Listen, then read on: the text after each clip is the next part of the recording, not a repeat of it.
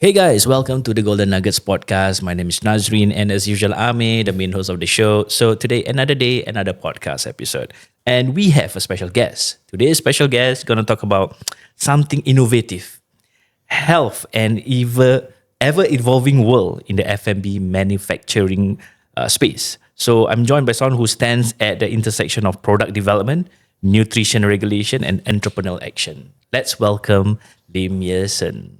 Welcome to the show, bro. Right. Thank you. All right, bro. So for our listeners who don't know you, can you share a bit about yourself? All right. I am in the food manufacturing business, and of course, for myself, in my entire life, I have been studying food. Okay. I have been in the food industry for a few years. Then after that, we started off our own business as well. Okay. It's all in the food. But that has a story behind it, why we wanted to do food in the first place. Okay. So before you share about the story, I'm actually curious, because this is the first time we have a food manufacturer that is on our show. Yep. Like before this, we have a lot of F&B people, F&B business owners, bosses who have their own restaurants. So this is the first time food manufacturing. What was it that you studied back then that allows you to be a food manufacturer? To be frank, to be a food manufacturer, you don't really have to qualify and study food. But the thing is that, of course, back then, I was thinking of what to study. I didn't know what to study. I chose SP, Singapore Poly, at the point of time was because they had a course that is related to science. Okay. Yeah. Then of course, why it related to science was also tribute to my school teacher back in secondary school days. Okay. So she inspired me to take up something related to science. Ah. Yeah. Okay. In fact, I was in another poly studying business. Oh, Yeah, really? because I was waiting for a spot in the science stream, but I couldn't. Which poly? Initially was at Temasek Poly. Oh, Yeah. you should have stayed. Yeah, If you have stayed, I think you have met us. No good so. lah. Temasek no good. Yeah, no good. But okay. I went into the business school, but I was waiting for opportunity to go to the science school. Then of course, back then the teacher was a very inspiring figure to me. So when I had the opportunity to go into the science school, I left the previous school to head into the science school. And it was a very generic science stream.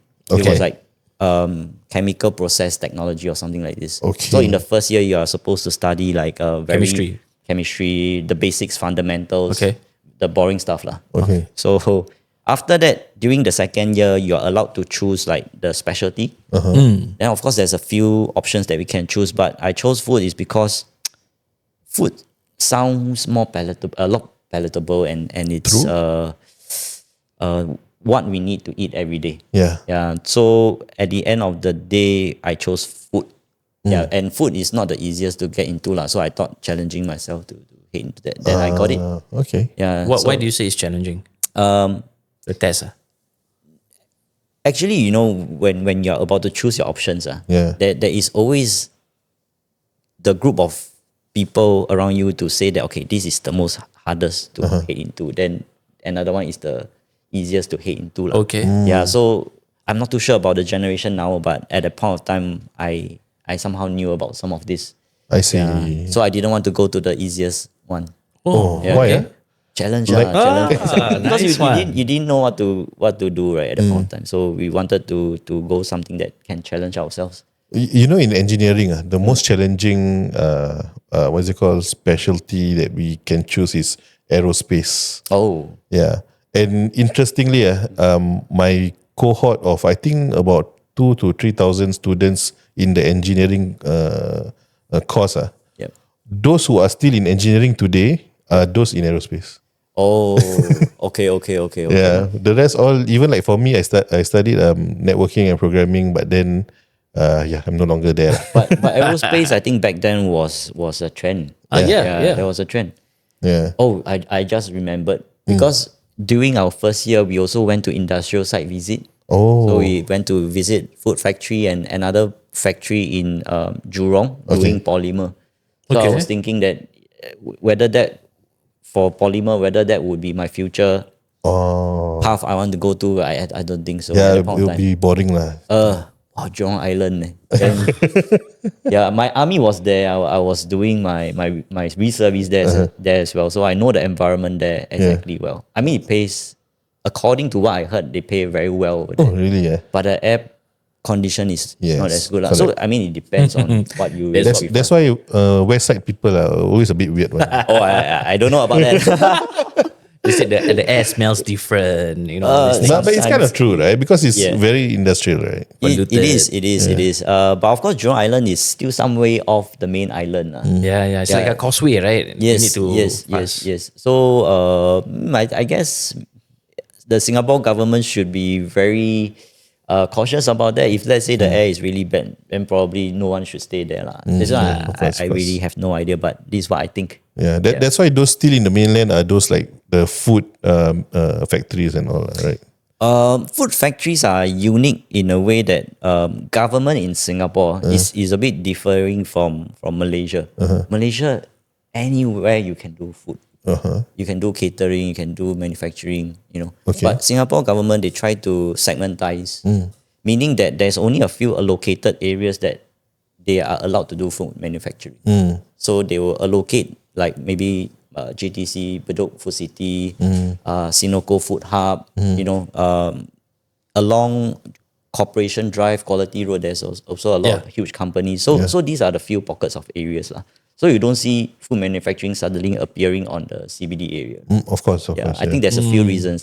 The water quality, maybe it has to be even better. The waste Oh yeah, that's disposal. true. So for food, government try to be more Strategic. They arrange it nicely in this way. I think also good for the government-related authorities like SFA, if they want to do checks, it's more efficient, right? The whole area, rather than everywhere they have to run to check. So I think that there's a lot of things that usually government in Singapore, they want it organized. Yeah. But it's because you in your first year you visited different manufacturing plants. The one that kind of like make you most intrigued is the food ones lah. Yeah, smells a lot better. Yeah. Depending what food lah. Yeah, depending on what food. So I think food is from young we need to eat, we have to eat. So it's something that I thought is very relatable to myself. Yeah.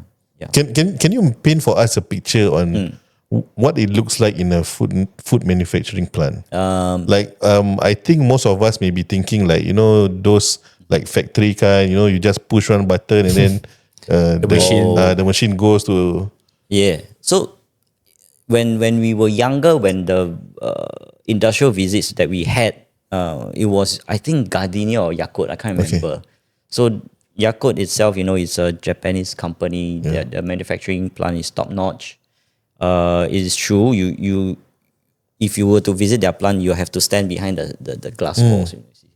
So you can see how the automation works. Wow. So this is the kind of level of food manufacturing. No one is supposed minimum human contact in the food processing area, so that the hygiene can be kept at the tip-top condition. I see.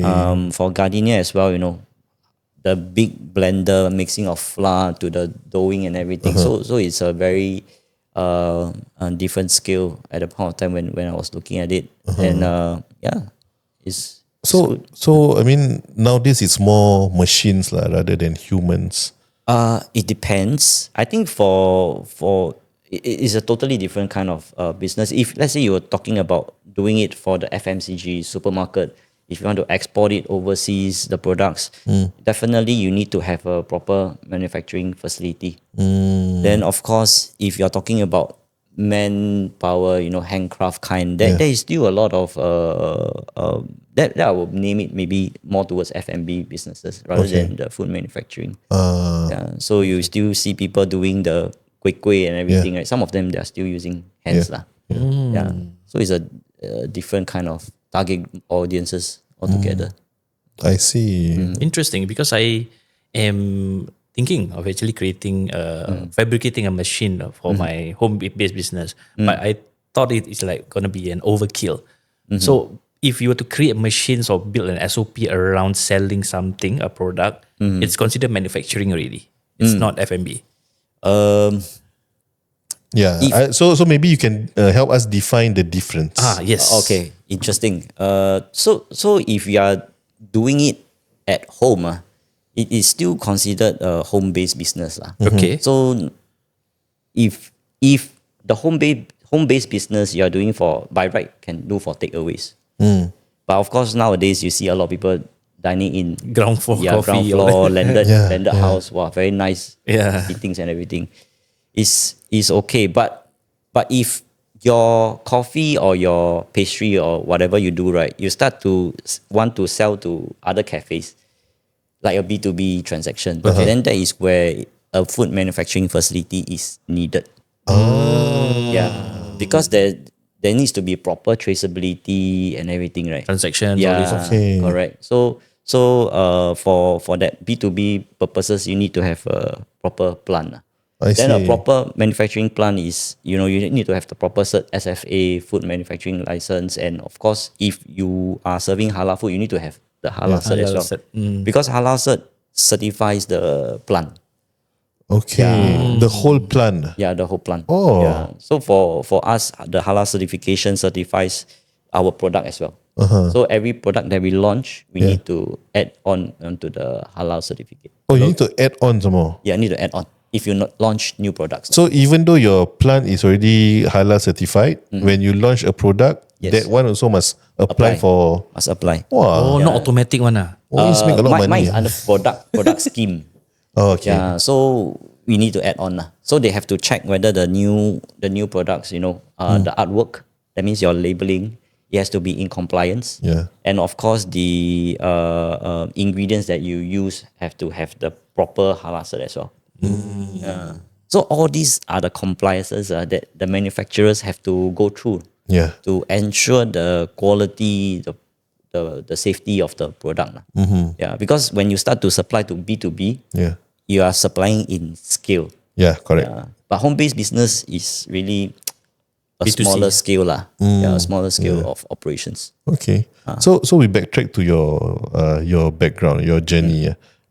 You visited few food manufacturing plant, and you know that okay, this is something that you really want to do for your future. From that point of time to the time you graduate to the time you serve NS, it has never changed in terms of that is something that you really want to do, because a lot of people after they graduate from poly, most of the time they still don't know what they want to do, and then when they go NS they will still try to explore here and there. Yep. But for you, you really have decided that this is your path, is it? Oh, that's right. In fact, after I chose food, I didn't have like much expectations, just choose. Okay. Yeah. Then afterwards, during my third year, we had an opportunity. Of course, everyone would have to do their final year project. Yep. The finale, right? Then we chose our own teammates, and we did a project that was a beverage project. Okay. So we developed a drink, Okay. and the drink, when it was developed, our lecturer at that point of time, she was like, "Oh, okay, this drink tastes good. Why not we approach a few MNCs or big companies, to taste this product and see whether they want to launch it." Okay. Then, true enough, one of the bigger ones, they came back. I still remember they were very interested. The Japanese and everyone, they came down to really try the products, and they loved the product, Okay. and they bought the recipe. Ah. Yeah. So, So do you get royalties for that, or what's the that's a structure? good question. In fact, there is royalties, but the royalties goes to the school. Wow. So the schools, SP making bank. yeah. But they reimburse to students, Okay. that studies well, are having good grades lah. Yeah. So this is how it works. Okay.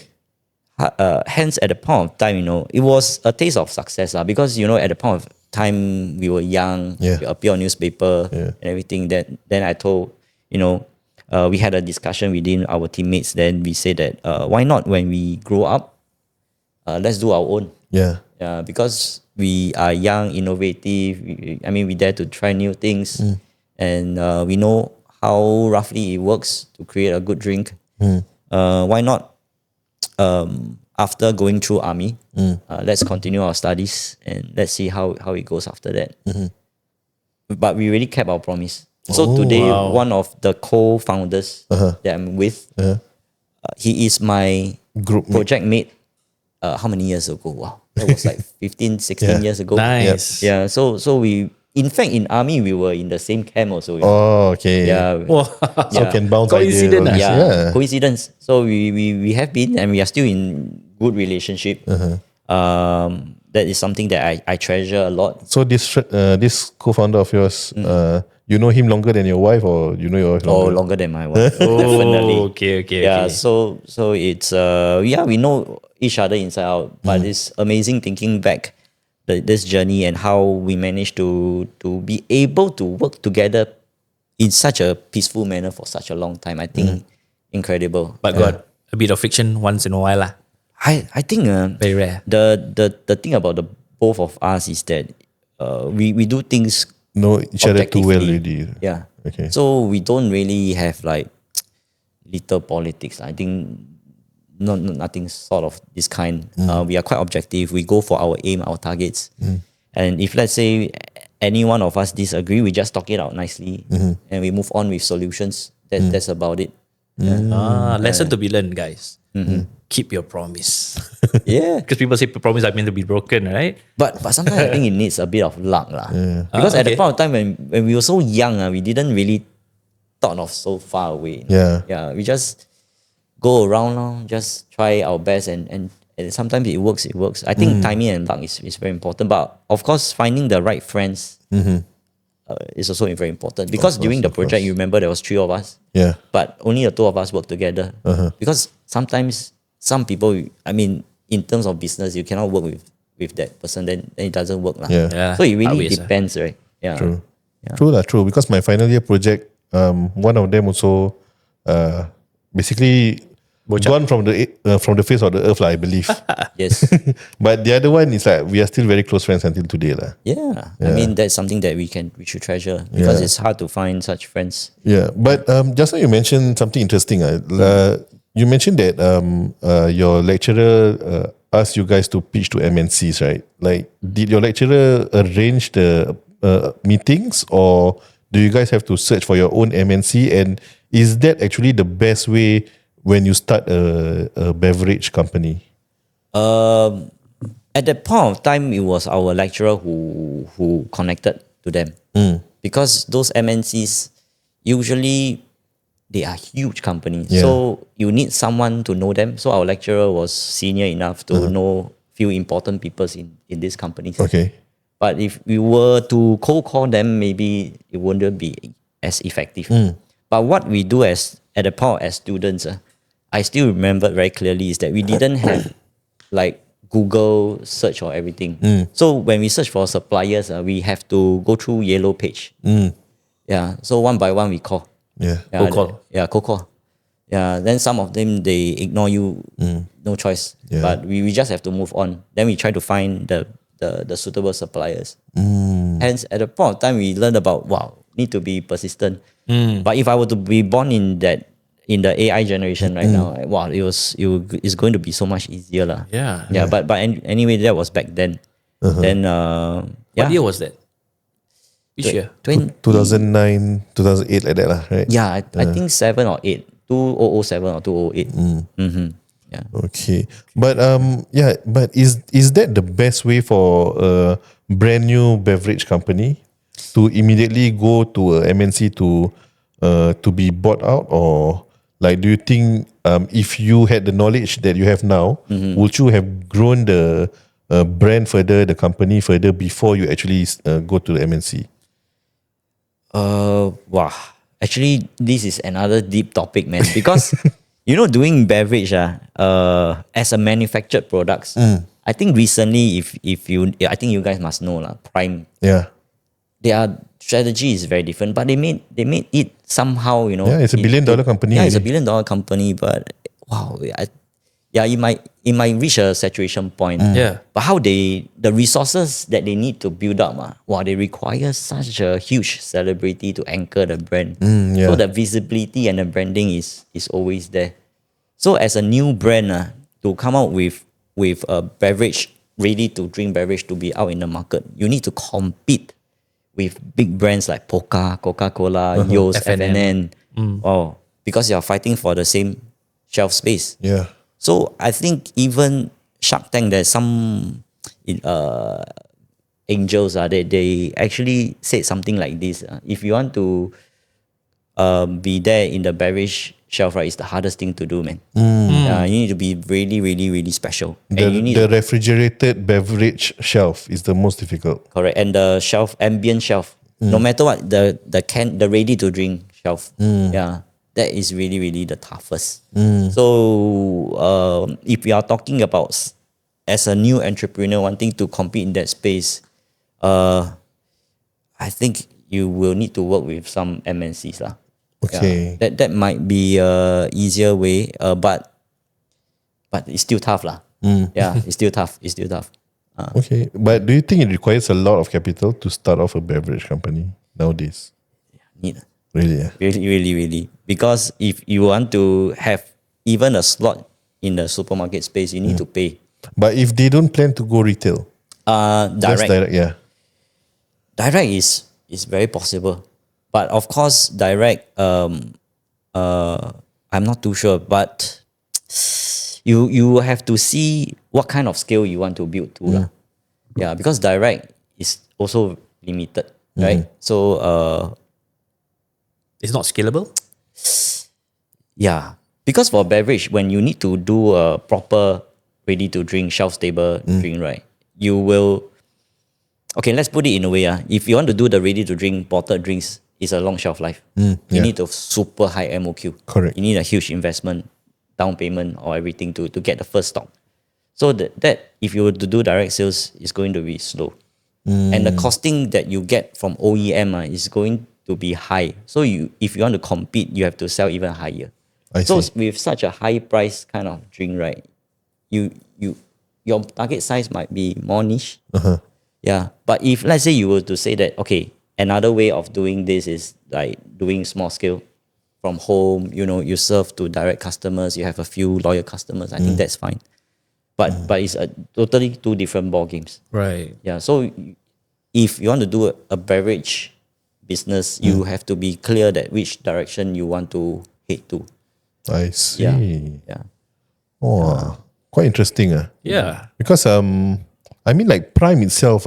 Okay, but do you think Prime without KSI and Logan Paul, it can actually thrive? I think tough. Man. Really, difficult. Tough. So I can't remember how much shareholdingship they have, but I think it's quite significant. So they had that kind of motivation, I think, to do that lah. So when you look at the WWE show, Yeah. Prime is like always at the middle of the stage. So this is how much effort that they have to put in. That's why. Yeah, the product and the ad placement is Correct. must be unique. Correct. But I feel Prime, in my own opinion, not to say that the brand is anything, but by my own opinion is that the taste might not be the most suitable for Singapore context. Too sweet. Yes, I think it's a bit too sweet. Yeah. Too so, sweet, but Nutri-grade B. Okay, they use the sweeteners. Yeah. Okay, I think we'll talk about that on the second part. Yeah. Okay, so you have, decided that you want to look into beverage again because of your experience for your final year project. You went through NS. Yep. How do you eventually decide okay, I really want to run a business and I think this is the business I want to do? Wow, this is also another long story. Yeah, just okay, share. I mean, right after army, I went to uni. We continued to study food, Okay. right? Then after which we graduated. So ever since I graduated, I've been telling myself in my head that I have to do something out of norm. Okay. Yeah, I want to do my own business. Okay. Hence Why not work in a big company? Yeah, I was about to ask. Because I feel okay, this is a bit controversial, but I feel that if I want to climb up higher level or getting better incomes, then I have to break a certain barrier in terms of I need to do more in terms of the sales side of things. Okay. Yeah. Okay. You need to do a lot of traveling and everything. Then of course when I were to look back at it, then the promise that we also had like back then, we want to do business also. Nice. Yeah, because that business is something that is no limit. Yes. Yeah. If I were to work for others, there might be a ceiling lah. Yeah. So when I compare the best, if let's say I were to go out to work and if I were to do business, I would still want to choose the business path at that point of time. Okay. This is when during poly. After uni. After uni. After poly, because the project inspired me. okay. Yeah. Yeah. So when it inspired me, then after that I keep telling myself, yes, I want to do it myself. I want to do it myself one day. Wow. Yeah. So after graduating from uni, right? I Chong ah. Business. I do not know what to chiong. So I work for others. Okay. Ah, okay. Then in fact, the company that I work for and I chose was a SME. Okay. Interesting. The reason why is because you get in touch with the direct boss. Yeah. You know, SME is not like a huge MNC structure. You need to go through different layers of. Correct. Yeah. That's right. And you only can do something of a segment. But in SME, you can choose to do a lot of things because the boss like you even more if you can do a lot of things. Yeah. So when I was there, I like the boss. He gave me a lot of opportunity which I crave for. Okay. Traveling to many different countries, you know, which I'm very grateful of because they also exposed me to not only things of my expertise at the point of time, which is R&D, but I'm being able to also talk to customers. Okay. I'm being involved in maybe their meetings, cross-functional meetings. So I know what is going on, marketing, R&D, quality, production, everything, purchasing. Yeah. So at the point of time, it was great. But right now, this company is also going for listing. So I'm very proud of it. You know, IPO. yeah, IPO is incredible. Yeah. Yeah, because of this. Because of you. No. Of course, it's not. It's not because of me. I'm just doing a small part of it. But to see how it Grow. grow out to this stage is really. I mean, I'm happy for them lah. Yeah, but of course, for the shareholders over there, they also showed to me that doing a food business, it can be a group of friends. It doesn't have to be first gen, second gen, pass to third gen kind. So this is the one that inspire me lah, that we can also do something out of our own. Yeah. Because I've seen their journey from the start to multi-million revenue kind of company today and go for listing. Right. They are a food company as well? Food company, food manufacturing. I'm still in touch with them. So I love them. Yeah. So Okay. But why do you decide to leave then? because like as I mentioned earlier on that I wanted to do something for myself. For your own, okay. Yeah. I remembered that I told my mentor in the company that I work for. Yeah. I almost cried, man. Because I think I did not want to leave, but I know that in my heart, my dream, I wanted to achieve something of my own. Yeah. But I told them that, you know, no matter what, let's keep in touch. Hopefully we still can do something together, which we still have business relationship on today. Nice. Yeah. So this is something that I think not something easy that can be easily broken. This kind of relationship. But you guys part ways amicably. That means Superb. In fact, after we part ways, right, our new company actually helped in certain R&D projects for them. Okay. So we still kept Work in together, some we still work together. But for today, you know, when we are doing products, actually they also help us to wholesale our products. So there's a relationship still going on. Yeah, it's all good. It's really, really all good. Okay. And what about your co-founder? Did they also work in the same company or No. did they do other things before? No, so the other co-founders, one of it is our ex-lecturer. Oh, Yeah. okay. SP. SP and the uni as well. He was there. Is he the one who brought the MNC deal for you guys? No, it was a different one. Okay. A different one. Then of course there is another guy that has he's considered a second or third gen pastry F&B shop owners. Okay. That was a 90-year-old brand. Okay. Yeah. Oh, wow. Then my classmate was from MNC. So we do have a diverse Yeah. background that we can actually contribute as a team together. You being the one that is technically not second gen and not really in the industry before, would you say you are the most or you are the boldest one over there? You mean in terms of the co-founders or? Yeah. Actually, in terms of age, at that point of time was 26, 27. I would say that it's okay to be bold because there's nothing much to lose. Just go and try. that's true. Yeah, just go and try. Yeah. Um, Because like for example, your lecturer, I'm sure he's much more older. Yep. Definitely won't be as bold as how you are. Yep. Because he have so much more to lose, right? Yes. Yeah. Yes. So I think there is also one thing that maybe worth mentioning is that when you start to do business so young, you tend not to have a lot of safety net. Because for the rest, if they are 10 years older than me, they have worked for 10 years. So they will have probably savings and everything. Okay. But I do not have anything. So it was tougher lah, in that sense. And if you do not have anything, then when you want to get to the next stage of life, for example, getting married or whatsoever with kids, then the practicability hits in. Yeah, of course. When you don't have family plans, you can freely to be bold. Exactly. Yeah, but when you have families, things starts to change. Yeah.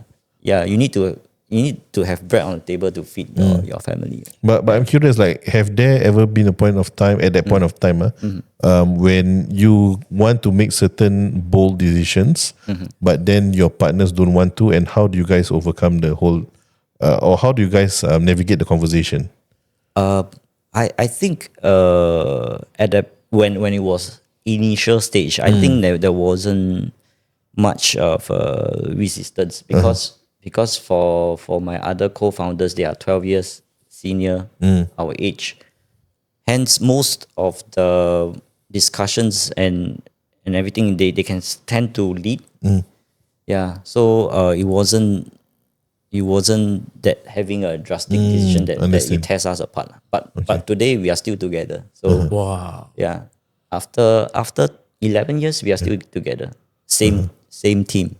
Yeah. So so far, yeah, like what I mentioned is to work towards the objective lah. Yeah. That's the key because managing humans and people is not easy. Yeah. Especially co-founders, Yes, not easy. Especially when they are age apart. Correct. Yeah. Correct. You know when you talk to many different like entrepreneurs that they do not have co-founders, then they will tell me that it's very difficult to work with co-founders lah. Very difficult. Sooner or later you have issues. But come think about it, with co-founders you do have that kind of advantage. You will check in each other. It's not to purposely check in you to make you feel bad. It's really for the betterment of the company. And also when you are down, you're sick, or your family has issues, you have someone to cover you up. Yeah. And in order to, I mean, there's a saying if you put one chopstick, you break easily, but you put 10 chopsticks together, it's so much harder to break. And in my previous company that I worked for in the SME, I witnessed exactly how friends can work together perfectly. I mean, there must be arguments here and there. But see, the two of them came together and how strong the company became. Yeah, so there is still successful case that how co-founders can work together. So being alone or working as a team, there's always the pros and cons. But you just have to make sure that you make the best out of it. All right. I think that should wrap up for the first episode. Yes. Thank you so much for sharing because I think this first part already has a lot of nuggets that people or our guests, our audience can extract. So I think we expand more in the next one. We'll see you on the next Alright. episode. Bye bye. Bye bye.